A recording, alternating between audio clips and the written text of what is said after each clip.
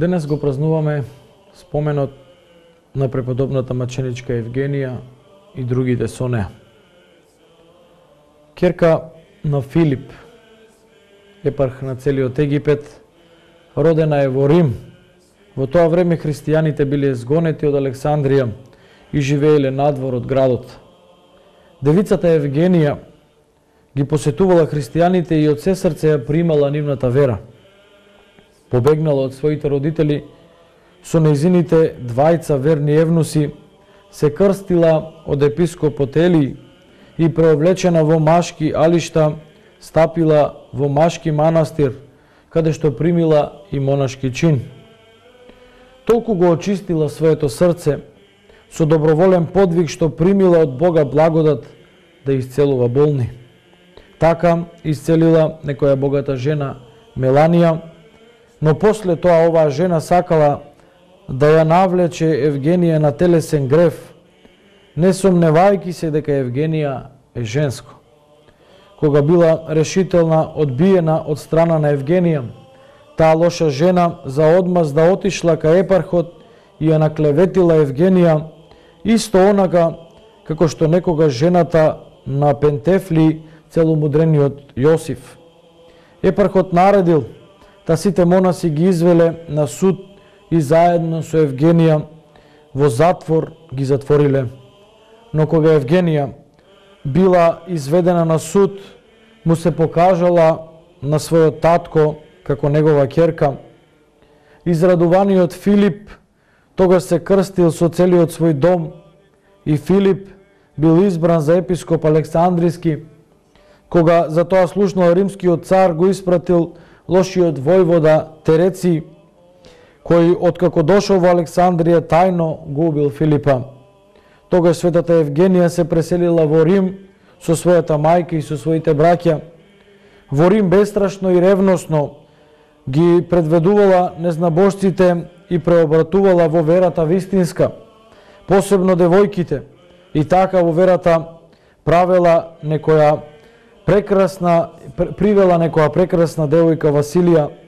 Наскоро Василија била исечена за Христа и како што и предскажала Евгенија, била предадена со духот кон Бога. Тогаш биле исечени и двајцата евнуси Прот и Јакинт, а најпосле маченичкиот крај бил и на светата Евгенија. Од нејзината близина паднал храмот Дијанин и се разурнал. Мачителите прво ја фрлиле во вода, потоа во оган, но Бог ја исцелил и спасил. Самиот Господ Исус се јавил во затворот и рекол дека таа ќе пострада на денот токму на неговото раѓање. Така и се случило. со меч ја исекле на 25 декември по стар стил 262 година во Рим. По смртта Евгенија и се јавила на својата мајка во голема слава и ја утешила. Почитувани, денес е бадникот, односно денот, кога нашите души треба да бдеат во iščекување на нашиот Бог во тело. Овој голем ден, драги мои, треба навистина да биде крајна подготовка, вистинска и целосна подготовка на сето она што треба да се случува на утрешниот ден, на тој голем празник кога нашиот Бог за наше спасение, за спасение на нас грешните, одлучи да го даде својот еднороден син и го подари на нас, на човечкиот род, да дојде овде во тело. Драги мои, она што сакаме да го апелираме како црква, како вистински верници, да не подлегнуваме сега на искушенијата на ѓаволот, да не одиме сега да се поклонуваме на огнот, затоа што во тропарот, во најголемата песна на празникот вели: тебе вистинското сонце на правдата, откако те видовме, научивме на кого треба да се поклонуваме. Да не се враќаме многу чекори назад, иако од сето тоа можеме да направиме смисла и содржина на самиот празник, но верувајте, да не појдеме во храмот неподготвени, да не ни бидат малку сите денови во годината кога ќе можеме да отсуствуваме од гревот, а во предвечерието на празникот кога треба да бдееме, тогаш најмрсните, најгнасните цости, песни, измислени помеѓу нас луѓето, најгревовни тогаш да се покажеме кога нашиот Бог се раѓа во пештари и легнува во јасли, токму заради нас луѓето и заради нашето спасение.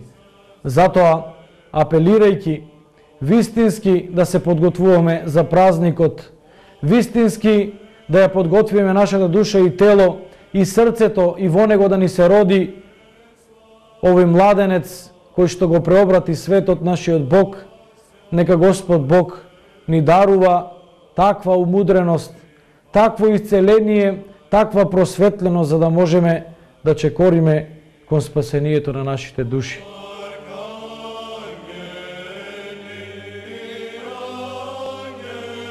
А Јосиф, незиниот маж, бидејќи праведен, направи така како што му беше заповедал ангелот Господов. Потребно е да се прашаме што Бог повеќе треба да направи за нас луѓето. Потребно е да се плашиме од Бога повеќе отколку луѓето и треба да го слушаме Бога повеќе отколку луѓето. Тоа е пример од животот на праведниот Јосиф, оној роднина и заштитник на Светата Дева Марија, кој според Божја промисла требаше да биде оној условно наречен родител или татко на самиот Бог. Тој живеел на пресвртот помеѓу законот и благодата и бил верен на законот, на старозаветниот закон, додека не се јавила благодата која во неговата, односно во новата Божја благодат го поставила како верен прв човек на самата благодат, зашто тој беше послушен на словото на законот.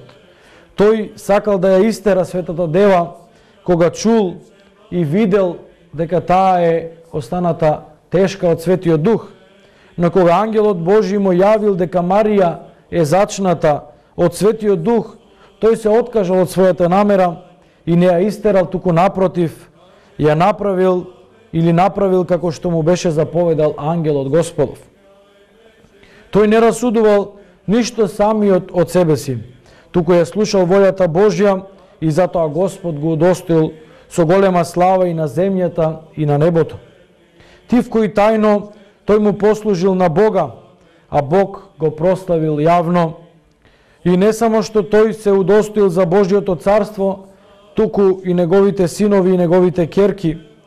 Кој татко би сакал нешто повеќе од тоа, синот да му биде апостол Христов, а Јосиф имал двајца синови кои што биле токму апостоли.